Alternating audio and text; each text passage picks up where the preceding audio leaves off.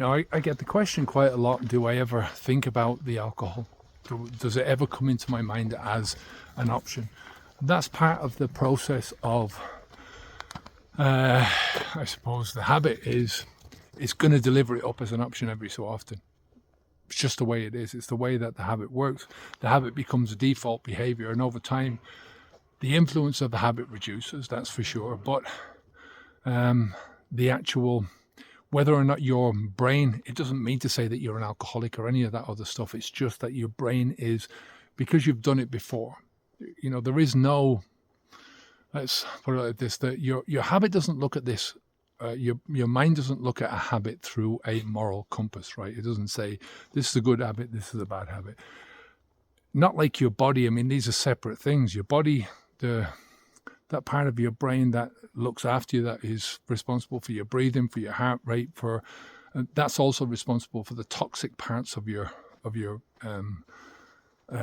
body, getting rid of the toxins. So as soon as the toxin comes in, it's that part of your brain that kicks in and wants to get rid of it.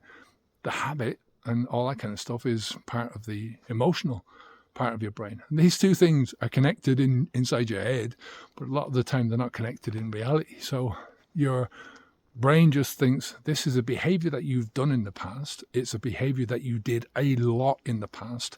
In this circumstance, think about the triggers again. Go back to the triggers. As soon as this thing happens, then you've done this behavior and you've got this reward, right? So it's that habit sequence. And all it's doing is this thing has happened, right? It's happened. And, maybe, let's say, give you an argument's sake, that you're really pissed off today and you're really pissed off and you just can't find any way of shutting it off. Maybe then your brain will pass on that cue to have a drink because you've done it in the past. It's thinking, oh yeah, remember this thing we used to do?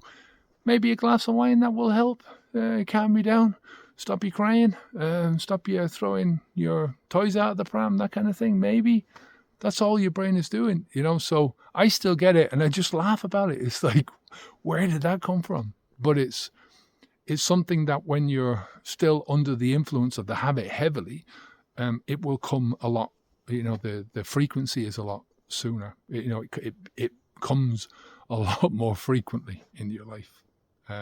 As you move away from the habit and you're not doing it anymore, your brain will suggest it less and less and less. But it doesn't mean to say that it's not going to suggest it even when you say to yourself, I love living my life without alcohol. Everything about my life without alcohol is great now. Look at all the things that I've achieved in my life without alcohol. Your brain will still suggest it to you, right?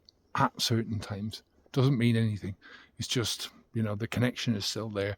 The pathway is still there. It's a weakened pathway, very weak, but it's just a suggestion. And just treat it like that. Get rid of it. Take care. Onwards and upwards.